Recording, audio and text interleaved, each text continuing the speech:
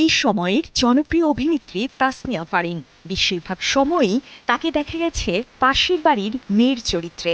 পোশাক আশাকে খুবই সাদামাটা, সহজ সরল আর স্নিগ্ধ লুকে এখন পর্যন্ত রগরগে কোনো চরিত্রে পর্দায় হাজির হননি এই অভিনেত্রী। তবে এবার তাকে দেখা গেল অন্য এক রূপে, যা দেখে হতবাক অনেকেই।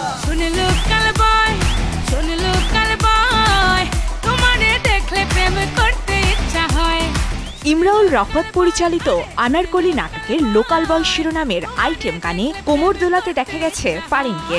এর আগে এমন রূপে দেখা যায়নি তাকে। কেউ কেউ এমনও মন্তব্য করেছেন, এই কোন ফারিন? মুখের কথায় রস মাখিয়া করলা রে মাতাল, তোমার শোনে প্রেম প্রীতি চলবে মহাকাল। টিভি নাটক দিয়ে পরিচিতি ও জনপ্রিয়তা পেলেও বর্তমানে ওটিটি কন্টেন্ট ও সিনেমায় ব্যস্ত তাসনিয়া ফারিন।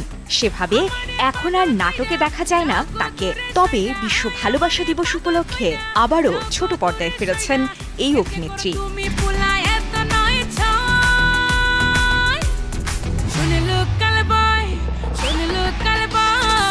লোকাল বয় শিরোনামের গানটি গেয়েছেন নয়া দামান খ্যাত গায়িকা তৌশিবা।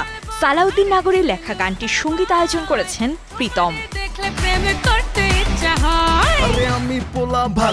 তবে নেটিজেনদের একাংশ বলছে তাসনিয়া ফারিনকে আইটেম গানে মানায় না। ফারিনকে উদ্দেশ্য করে একজন লিখেছেন, আমার ক্রাশ ছিল শুধু তার ভদ্রতা আর পরিপাটির কারণে। কেউ আবার ক্ষোভ প্রকাশ করে বলেছেন, ফারিনের কাছ থেকে এমন প্রত্যাশা করেননি।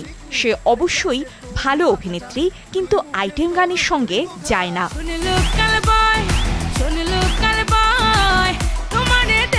তবে নাটকটির নির্মাতা ইমরাউল রাফাত জানান, গল্পের প্রয়োজনে নাটকে গানটি এসেছে।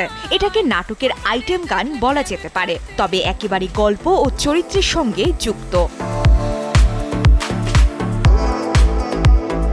এদিকে ইরানের সম্মানজনক পুরস্কার ৪২তম ফজর আন্তর্জাতিক চলচ্চিত্র উৎসবে ফাতেমা সিনেমায় দুর্দান্ত অভিনয়ের জন্য পুরস্কৃত হয়েছেন তাসনিয়া ফারিন।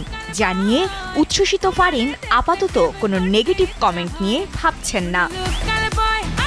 সাজিয়া ইসলাম, RTV।